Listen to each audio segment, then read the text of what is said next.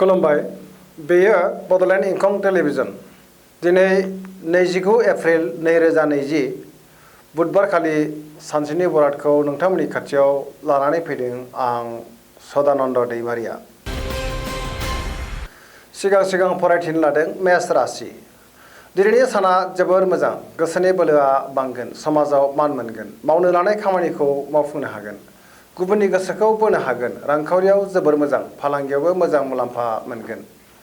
सोरखौबा खाब्रां बुंफ्लांनानै गाज्रि मोनजानो हागौ। गुबुनजों बाङाइ बुंनाया गाहाम, देहाया मोजाङै थागोन। न'खराव बिसि फिसायनि गेजेराव अनलायनाय फैगोन। सेंग्रा सिख्लाफ्रा मोजां खौरां मोनगोन, फरायसाफोरा मोजां फिथाइ मोननो हागोन। वृष राशि। दिनैनि साना बारा मोजां नङा, गोसोखौ गुलाय गुजाय मोनगोन, देहाया मोजां थानाय नङा, जानाय लोंनायाव सांग्रां जानाया गाहाम, सोरजोंबा गाज्रि मोनजानो हागौ, गुबुनजों बाङाइ बुंनायानो गाहाम जागोन। गोसोनि साननाया जाफुंगोन, न'खराव बिसि फिसायनि गेजेराव अनलायनाय फैगोन, सेंग्रा सिख्लाफ्रा गावबा गावनि गोसोनि साननायफोरखौ फोरमायलायनो हागोन, समाजाव मान मोनगोन, बिमा बिफानि अननाय मोनगोन। मिथुन राशि। दिनैनि साना जोबोर मोजां, सोरनिफ्रायबा मोजां खौरां मोनगोन, गोसोखौ जोबोर गोजोननाय मोनगोन, मावनो लानाय खामानिखौ मावफुंनो हागोन, समाजाव मान मोनगोन, देहाया मोजाङै थागोन, गोसोनि बोलोआबो बांगोन, न'खराव बिसि फिसायनि गेजेराव मोजां सोमोन्दो थागोन, बिदा फंबायनि गेजेराव अनलायनाय फैगोन, गुबुननि गोसोखौ बोनो हागोन, फरायसाफोरा दिनै मोजां फिथाइ मोननो हागोन आरो फरायनो गोसो दुंगोन। कर्कट राशि।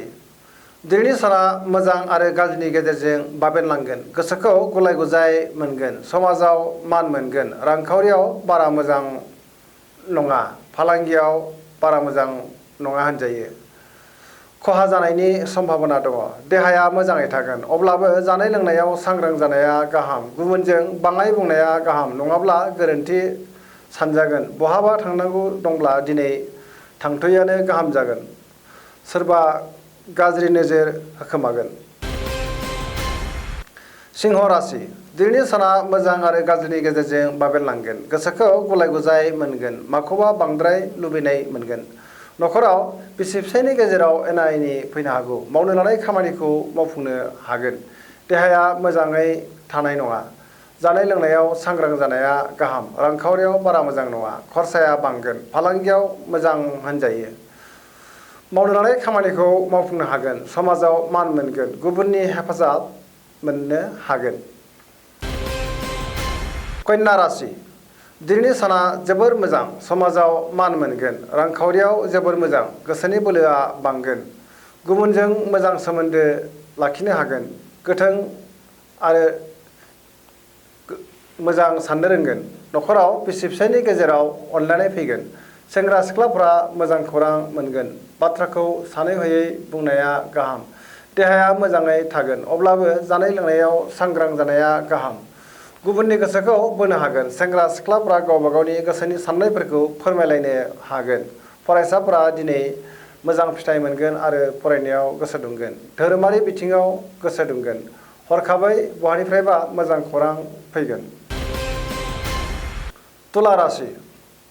दिनैनि साना जोबोर मोजां, समाजाव मान मोनगोन, गोसोनि बोलोआ बांगोन, गोसोखौ जोबोर गोजोननाय मोनगोन, गोदान खामानिखौ मावफुंनो हागोन, गोसोनि लुबैनाया बांगोन, न'खराव बिसि फिसायनि गेजेराव अनलायनाय फैगोन, देहाया मोजाङै थागोन, अदेबानि जानाय लोंनायाव सांग्रां जानाया गाहाम, सोरबा गोदान सुबुंजों लोगो मोनलायगोन, रांखावरियाव जोबोर मोजां, अदेबानि खरसाया बांनो हागौ, फालांगियाव मोजां मुलाम्फा मोनगोन, सेंग्रा सिख्लाफ्रा मोजां खौरां मोनगोन।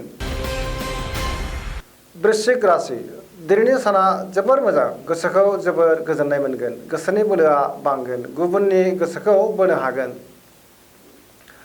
लोगोफोरनि हेफाजाब मोनगोन, सोरनिबा सायाव रागा जोंफ्लांनो हागौ, गोबां खामानियाव मुखुब थानानै देहाखौ मेंनाय मोनगोन, न'खराव बिसि फिसायनि हेफाजाब मोनगोन, गुबुनजों बाङाइ बुंनायानो गाहाम, रांखावरियाव मोजां, फालांगियाव मोजां, अदेबानि खरसाया बांगोन, मावनो लानाय खामानिखौ मावफुंनो हागोन। बहाबा थांनांगौब्ला दिनै दोनथ'नायानो गाहाम जागोन। सेंग्रा सिख्लाफ्रा दिनै मोजां खौरां मोनगोन। फरायसाफोरा मोजां फिथाइ मोननो हागोन।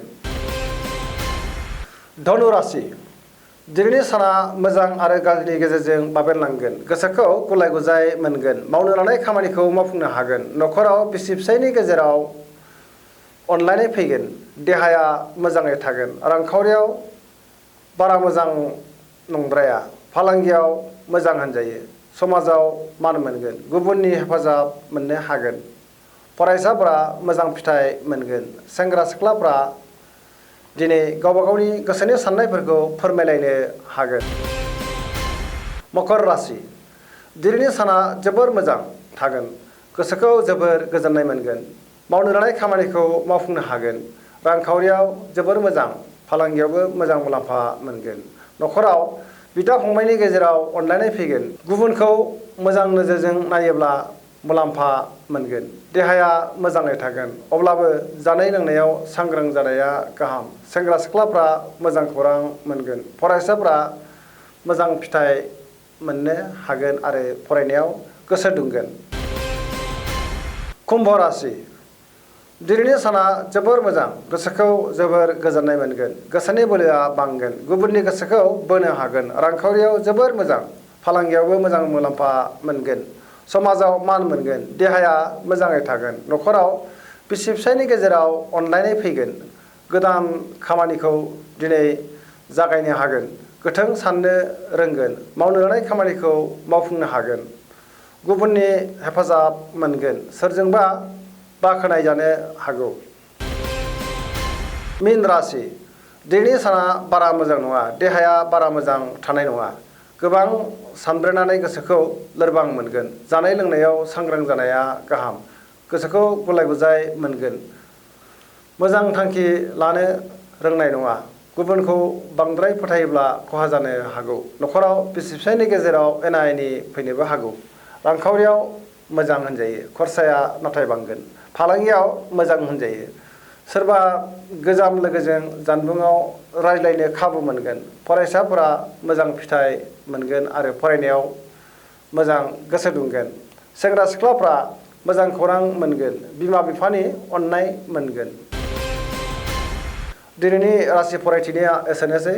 जोबनायाव आं बेखौनो खावलायनो लुबैयो जाहाथे नोंथांमोना सानफ्रामबो जोंनि बे बड'लेण्ड इंखं टेलिभिजनखौ नायबाय थायो आरो लोगोसे साबस्क्राइब खालामो जाहाथे सानफ्रामबोनि नटिफिकेसना नोंथांमोननि खाथियाव फैबाय थायो। एसेनोसै। गोजोन्थों।